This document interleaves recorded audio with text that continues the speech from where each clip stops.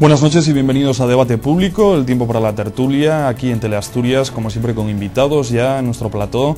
Tengo aquí a mi derecha José María Casillas. Muy buenas noches. Buenas noches, José María. Buenas noches a todos. A mi izquierda tengo a Maribel Mariño, asesora de comunicación. Buenas noches. Hola, Maribel. buenas noches.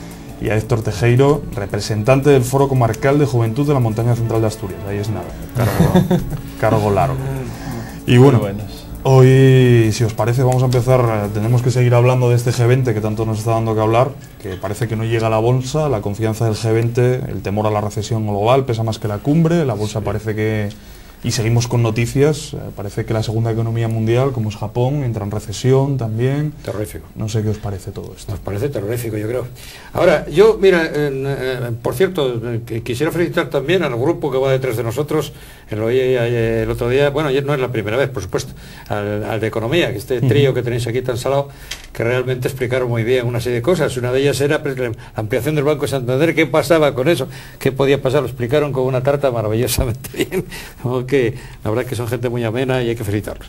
Bueno, pues mira, yo que soy relativamente un poco ajeno a temas económicos y demás, pero claro, la única cosa que se ve clara aquí es que el dólar sube.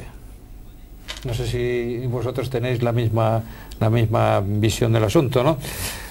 Es decir, siguiendo la técnica esta de los abogados, ¿no? De qui prodest, a quien aprovecha, pues el dólar sube. Estaba a 1,40 y tantos y está ahora hoy a 1,26 y pico, me parece, 1,20, no llega a 1,27, y llegó a estar a 1,25. Está subiendo, esta temporada está subiendo y todos los economistas dicen que va a seguir subiendo. Entonces, bueno, pues... Y luego hay una cosa muy clara también. Esa reunión está clarísimo que, y valga la redundancia, que ahí no se resolvió nada, me da la impresión. Es decir que, vamos a ver, lo que se acordó, pues cenar codornices con unas botellas de vino francés que me parece que salían a 125 euros la botella, de modo que 25.000 pesetas la botella, y luego que nos vamos a ver dentro de 4 o 5 meses, no sé, 30 de abril, ya 30 de abril, antes del 30 de abril, pero medidas directas no, es decir, que hay ayudas a los bancos, como se sabe, hay ayudas, ahora resulta que una cosa que también me llamó mucho la atención, esa ayuda a la tarjeta American Express, que no tenía la condición de banco, y sin embargo pues hablaron con el presidente del Tesoro y se la dio para poder entrar en el programa de ayudas, Y luego, hoy día, las últimas noticias que hemos oído todos es que también las fábricas de coches, concretamente me parece que era la Ford, no sé si era Chevrolet, y una tercera, General Motors, que es un complejo muy importante, pues también se quieren apuntar a ese tema de las ayudas, y creo que vamos, que sí, se les ha prometido una asistencia, lo cual es muy complicado. Ya sabéis también que la Opel, que figura en Alemania como una especie también de filial de la Motors, está intervenida por la General Motors, pues se le dice el gobierno alemán que los apoyarán, pero solamente para la ópera alemana, cuidado. O sea que de la globalización vamos ahora, me parece, a una restricción, vamos a una política también más... Yo creo que de alguna forma está orientada políticamente hasta la propia recesión a nivel mundial económica. Creo que si pudiéramos hacer un análisis así como muy keynesiano de la situación económica, sería un poco pensar que lo que se está pretendiendo es reducir el consumo, pero para que se pueda invertir en bienes de inversión o en bienes productivos o en otro tipo de bienes. Es decir, que yo creo que de alguna forma nos están diciendo que consumamos menos. Eso, claro, está provocando unos cambios drásticos en la producción de lo que eran otros bienes de consumo, como por ejemplo la fabricación de automóviles, sí. Pero que de todas formas yo creo que yo pienso que es una crisis controlada.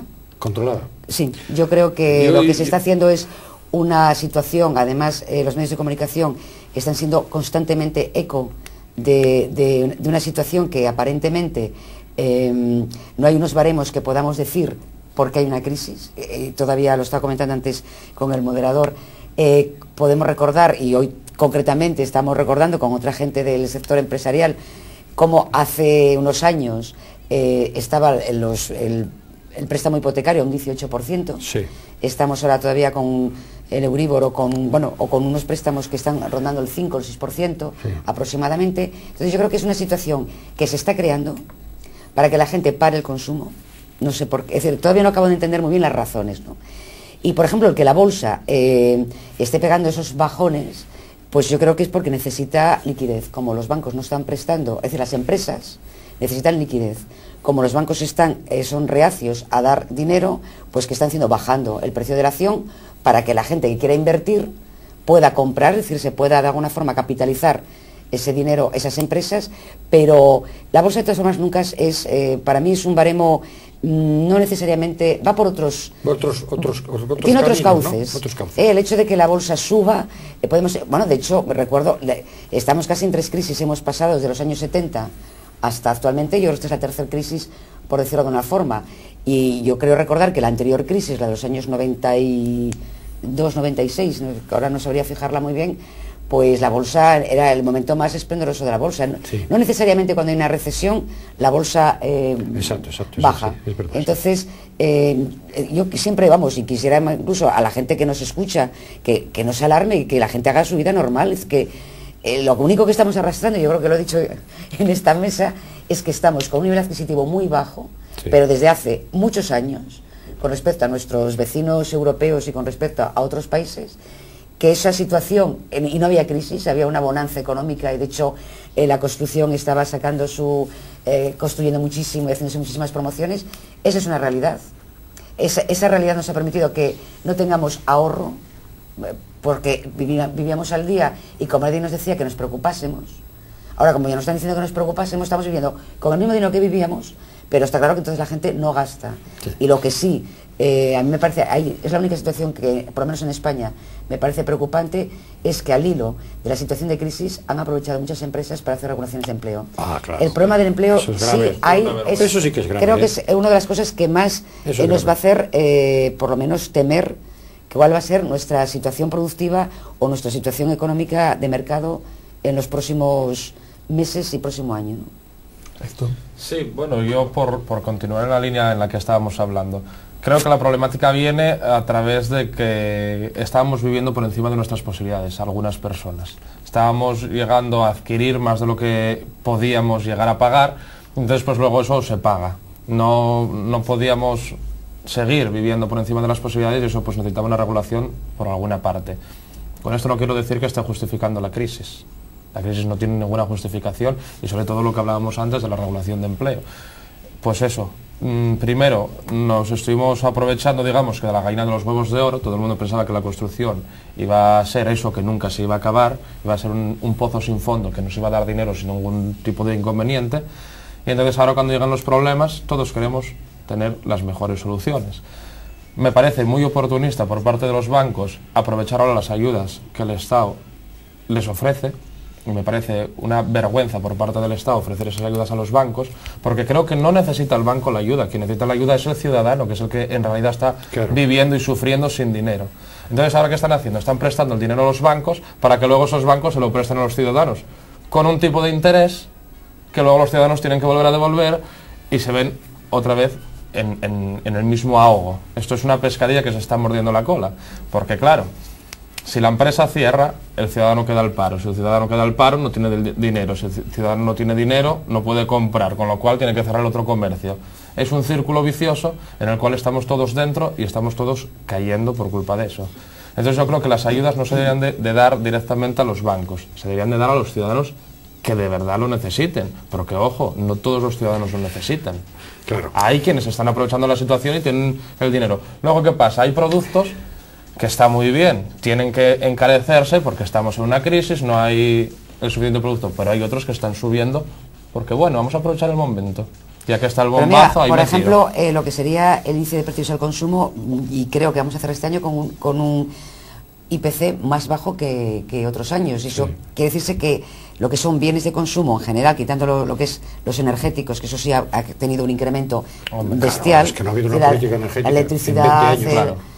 Entonces, pero sin embargo sí hay productos que van a bajar o que bajan. Bueno, yo eso de que van a bajar no lo acabo de ver. Hasta que no lo vea. Los alimentos están bajando, ¿eh? Sí, algunos productos están bajando. Pues la cesta de la compra cada día hay más problemas. Pero con lo que decías de los bancos, es decir, el Estado se ha visto obligado a hacer ese préstamo, que no sabemos en qué condiciones. Yo no veo la justificación. Sí, la justificación te digo cuál es. Es decir, El problema, vamos, para tratar de ayudar a las empresas en España, se está tratando de que se externalicen, es decir, de que exporten, de que hagan sus productos o servicios fuera del mercado nacional, porque ya empieza a estar saturado. Sí. Si no hay una ayuda económica para que esa empresa pueda invertir en otros países y los bancos no lo están prestando, estamos paralizando la economía. Claro. Entonces es un poco, no es tanto para el ciudadano, sino está pensado como motor de incentivación para la inversión, que sería eso. Ahora yo pienso, ¿qué va a sacar? Es decir, ¿cuál va a ser el precio que va a pagar la banca por ese préstamo del gobierno? La banca y los ciudadanos de a pie. Nosotros también vamos a pagar un precio por este préstamo. Porque el dinero es uno y si se da para acá no se da para todo, eso claro, es verdad. Claro, nosotros vamos a tener también una repercusión negativa. Sí. Vamos a ver, tú hablabas de una crisis controlada, evidentemente, sí. Yo creo que más todavía que controlada, inducida. Sí. Y la pregunta es por qué, claro. Es decir, que es lo que nadie, respuestas, ¿no? La que nadie nos ha querido explicar, porque alguien está manejando estos hilos, está claro. Yo sí. no tengo esa impresión, no soy un experto en economía. Y luego hay una cosa que, en la misma línea que tú comentabas también, Héctor, a mí creo que es doloroso que esta Unión Europea, yo creo que es una unión más de comercial que otra cosa, no haya mostrado mucha sensibilidad social, sinceramente. Claro. Las cosas como son, ¿no? ¿Y por qué? Pues vamos a ver, las memorias de las grandes empresas, de la banca, de empresas como Telefónica o tal, siempre hemos ganado el 20, el 30, el no sé qué, más que el año anterior. Sí, el banco siempre gana, nunca siempre pierde. Gana. Y bueno, pues entonces a la hora de esas ayudas, yo creo que, ¿por qué no el Estado no se guía por esas memorias? O están mintiendo en las memorias, o si no, nos explica mucho. Claro, es que ¿dónde está ese dinero de beneficios? ¿Qué hicieron con él? Si es por una mala gestión, claro, pues que digamos que se fastidien. Y luego, si no lo supieron gestionar cuando tuvieron la suficiente liquidez. Y yendo todavía un poco más al aspecto que tú comentabas, que para mí es el más sensible, es decir, el Juan español que tiene que aguantar ese chaparrón terrible, claro.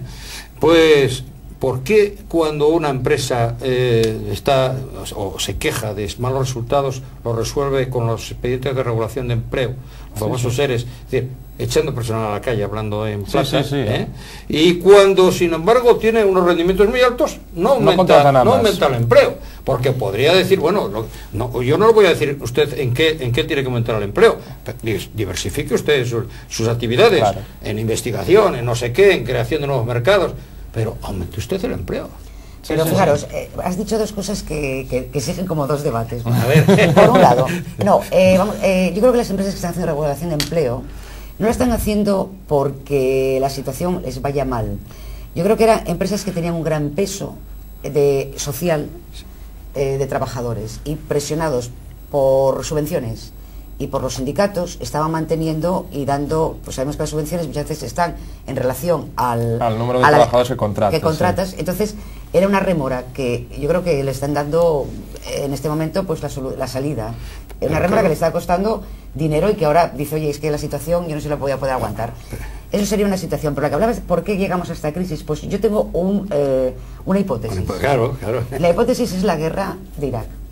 Es posible. La guerra de Irak, en la que participaron muchos países también europeos, ha sido un coste muy elevado, pero se pensaba tener un beneficio de ello. Como era, por ejemplo, las reservas de petróleo. Claro.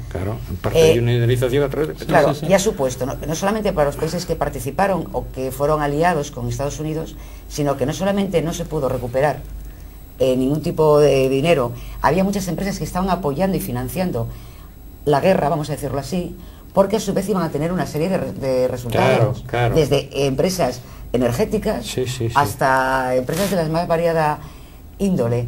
Esta recesión, vamos a decirle que ha sido un poco provocada por el conflicto de primero, una invasión en Afganistán, que también supuso mucho dinero, y luego la de Irak, que fue el remate. Entonces, está claro que Estados Unidos, o nadie va a confesar, que provoca toda una recesión económica a nivel mundial. Claro. Y, por ejemplo, hace que el dólar suba. ¿Por qué? Porque si yo provoco... Ahí estamos. Es decir, pues lo que ha sido la cuestión por cómo ha oscilado el petróleo, por ejemplo, ¿no? En este último año, el precio del petróleo. Petróleo, ¿no? Yo te digo, yo estuve siguiendo esto me interesaba profesionalmente, ¿no? Sí, como sí, geólogo y químico.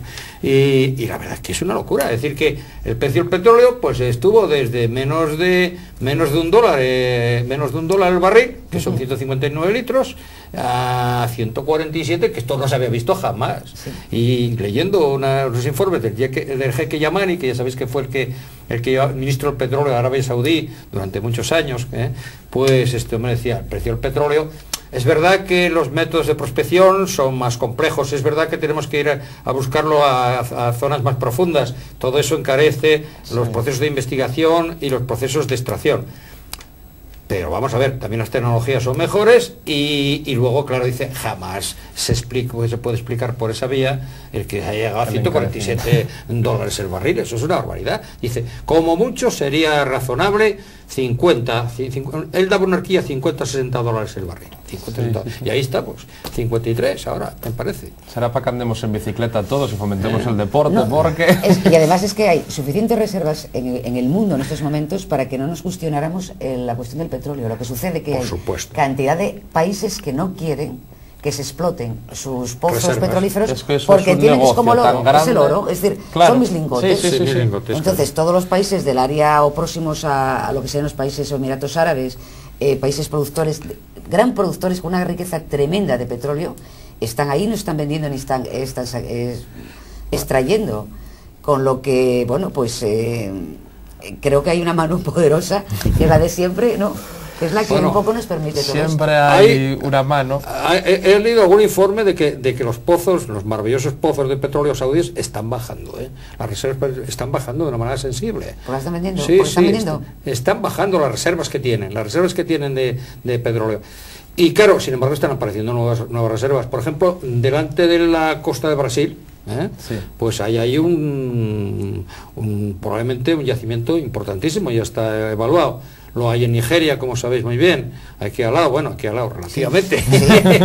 Parece ser que lo tenemos y se ha quejado precisamente el presidente Repsol de que no les acaban de, y eso sí que no lo entiendo yo tampoco, de que no les acaban de dar el permiso de investigación para empezar a trabajar en las islas orientales de Canarias. Es decir, vamos a ver, esto es, ¿cómo se llama? Dios mío, ahora no me vienen los nombres. Las más próximas a... ¿En islas o en el continente africano? No, las islas nuestras. ¿Cómo se llaman? Hay vuelos desde aquí, desde Asturias. Madeira no. No, en Canarias, en las Canarias nuestras. Canarias. Sí, hombre, sí. Bueno, las dos más próximas a la costa africana, ahí hay además hay unos indicios muy claros, aparecen unas burbujas de metano, o sea que por ahí se empieza muchas veces casi todas las investigaciones, y sin embargo no le acaban de dar autorización a la Repsol para...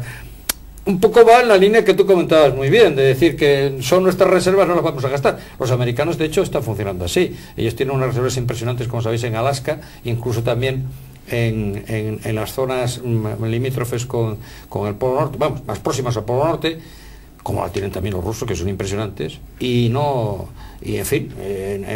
por ejemplo, hasta ahora no había ni permiso nacional para hacer esas explotaciones que llaman ellos offshore, fuera de la costa, ¿no? Ese petróleo no se tocaba. No es que no estuviera localizado y controlado, sino que no se tocaba. Se tenía ahí como una especie de reserva. Yo creo que está muy vinculado a esas especulaciones brutales del petróleo, a esta crisis que tenemos ahora. Sí. O sea, que bueno, tenéis más o menos claro, ¿no? Parece. Bueno, más o menos claro. No. Es que, pero no es por la información que nos dan. No es por la información que nos dan. No es por la que nos dan. Sí. Cambiando de tema radicalmente, que ayer lo intentábamos introducir en el debate, pero ya se nos iba ya casi el tiempo. Sí. Esta noticia que surge de que de la detención de Cherokee, de ETA. Supongo que siempre se habla de golpes determinantes a la banda. ¿Será uno de los golpes ya definitivos? Bueno, ya sabéis que tenía un currículum bastante brillante, entre comillas, ¿no? Sí. Pero muchas comillas había que poner brillantes, ¿no? Parece que intervino en el asesinato de estos dos guardias civiles, uno de ellos asturiano, si no me equivoco, y luego en el atentado del Barajas, en el T4, y algunas faenas más, ¿no? Y tenía además un programa de actuaciones con coches bomba previsto y demás. De todas maneras, hay que reconocer que en cuanto a rey muerto, rey puesto, esto parece una monarquía, esto de la ETA también, inmediatamente aparece, no es que ya hablan de otro elemento como sucesor prácticamente automático, ¿no? Es decir que, bueno, yo creo que lo que sí es muy bueno es que, a mi humilde punto de vista, es que haya una buena relación entre España y Francia, porque realmente... Sí. Se está luchando por un mismo fin. Están, claro, es muy interesante. Y claro, bueno, a mí lo que me sorprende es que ellos, yo creo que se lo plantearon también, es alojarse en otras zonas de Europa, no solamente Francia, es un poco ya para ellos bastante complicada, está resultando bastante complicada. Y chicos, pues no sé, de todas maneras, claro, con esta gente no se puede bajar la guardia, eso está claro. Ahora, yo creo que la política esa antiterrorista en ese sentido marcha bien, sinceramente. Creo que hay que reconocer que en ese tema pues vamos para adelante, ¿no? Pero lo que decía antes el moderador, ¿cuántas veces hemos escuchado esa noticia de que descabezada la banda militar de ETA? Pero desde los años 70 y... sí, o incluso antes de 70. O antes de, sí. 70 entonces, y tanto, sí. Pues es un poco, claro, el desconocer muchas veces de cómo funcionan, claro, a través de esas células que son totalmente independientes, pero que tienen esa capacidad de regenerarse. Y luego, claro, hay que pensar que es muy atractivo para determinado sector de la población y sector joven, el que tú puedas vivir toda una vida bastante bien, es decir, donde tus gastos, tus cuentas para un piso, una casa, un coche, o marcharte fuera cuando las cosas se ponen feas a otros países. Claro. Entonces, claro, tratar de desmontar eso cuando ha estado tantos años funcionando, y luego cuando ha sido... realmente hubo un momento que yo llegué a pensar que no interesaba al gobierno español desmontar ETA, porque hubo tales momentos de acoso, es decir, de tenerlos realmente, poder decir, está todo el aparato ya controlado, tenemos toda la información, porque la tenían, pero yo creo que había en aquel momento tal aparato político-militar que vivía de ETA, vamos a decirlo así, desde el gobierno, desde el aparato del Estado, que había mucho dinero, y había mucho dinero para luchar contra ETA, y había mucha gente que vivía muy bien contra ETA. Bueno, ya se habló de los fondos reservados, ¿verdad? Los fondos reservados que, bueno, porque son reservados no sabía cuáles eran. Entonces yo creo que ha habido muchísimos... sí. Yo no sé ahora, claro, yo eso ya no atrevería a seguir manteniendo esta postura, ¿no? Que yo creo que ahora posiblemente ya no le interese a nadie el seguir, pero que durante un tiempo fue algo que se utilizó políticamente y que incluso se utilizó por distintos partidos políticos también, el que ETA siguiera existiendo. Y sigo pensando que había mucha gente que vivía, había muchos cargos políticos y muchos cargos militares solamente para la defensa o para la lucha contra ETA. Y a esta gente no le interesaba porque se acababa su finalidad. Yo creo que es difícil de controlar una banda de estas características, puesto que nadie sabe con cuánta gente cuenta la banda actualmente, no sabe cuántas personas están. Entonces coges a uno, pero ahí está el otro en la esquina, entonces el otro se pone en la cabeza.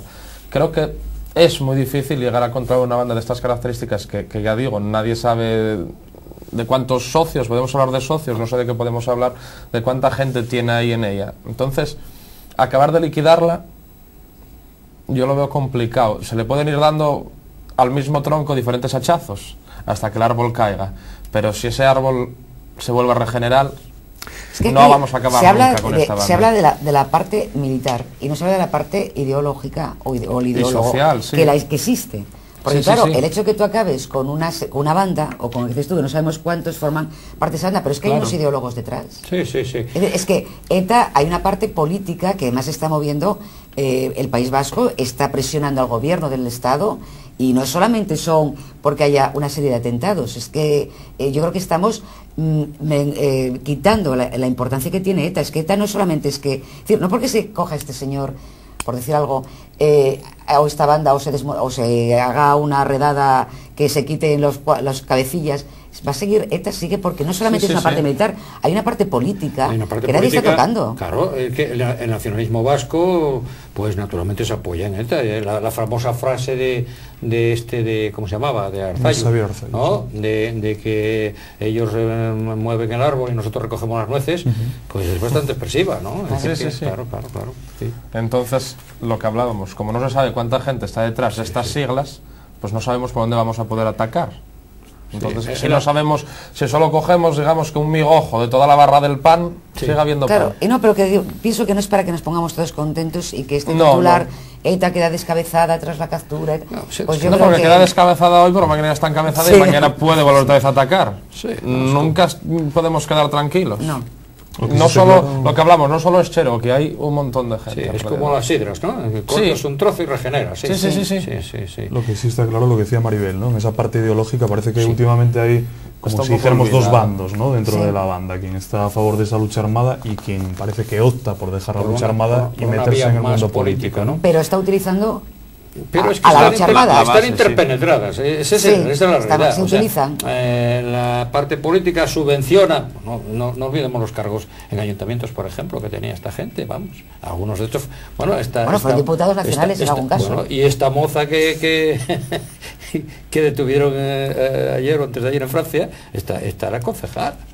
Era concejal, ¿no? Imagínate, claro, o sea que claro, ahí hay una alimentación política e incluso y económica, política y económica, y luego, claro, pues de todas formas, haciendo un poco ciencia ficción, pero ha habido información sobre ello, no sé si os acordáis de este periodista gallego que trabajó ahora no recuerdo el periódico de San Sebastián, pero acabó en la cárcel él hizo varios libros.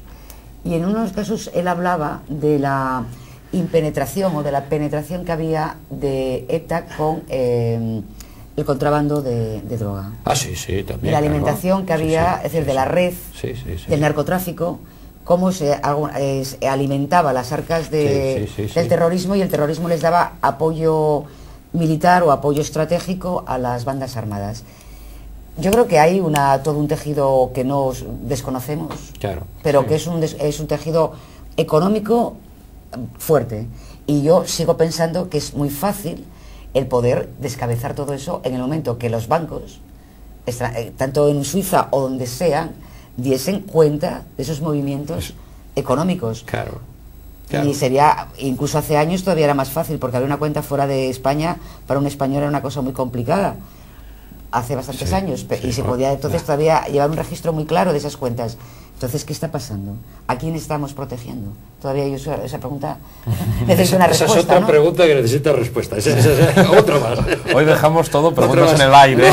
No, es que están en el aire, o sea que bastantes estamos tratando de, en fin, apuntar un poco al problema y claro, sugerir por dónde viene, está claro. Ahora, fíjate tú, es decir, la suma de las nóminas de todos estos individuos que, en fin, afectos a movimientos nacionalistas en el País Vasco y tal, pues eso es importante, es una fuente de financiación también brutal. Y lo que tú decías de la droga es muy cierto. Se dio la paradoja que ETA atentó contra traficantes de drogas en el País Vasco, que no eran de ellos, es que era la competencia, claro. Es la banda como pasaba con los grupos mafiosos en Estados Unidos en el periodo de la Liseca, claro. No, y debe haber conexiones con Colombia, debe haber conexiones por supuesto, en este momento no pensemos que Francia, Colombia, yo creo que realmente los que están en Francia y que se cogen son unos pobrecitos. Yo creo que los grandes pensadores ideológicos de ETA están fuera de Europa. Fuera. Cómodos, sí. Bueno, ya sabes que había habido durante mucho tiempo gente en Santo Domingo, por ejemplo. Sí. Pues nos echa el tiempo encima, desgraciadamente. Podríamos tratar más temas, pero tendremos que dejarlos para otra ocasión. Faltaría más. José María, muchas gracias por gracias estar a vosotros aquí. por vuestra Maribel, invitación. Muchísimas gracias también. Gracias a vosotros. Y Héctor, muchísimas gracias por estar aquí también en el público. Gracias a los tres por acompañarnos un día más.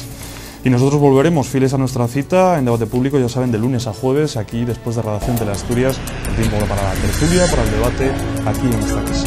Hasta mañana, volveremos, muchas gracias por su atención y buenas noches.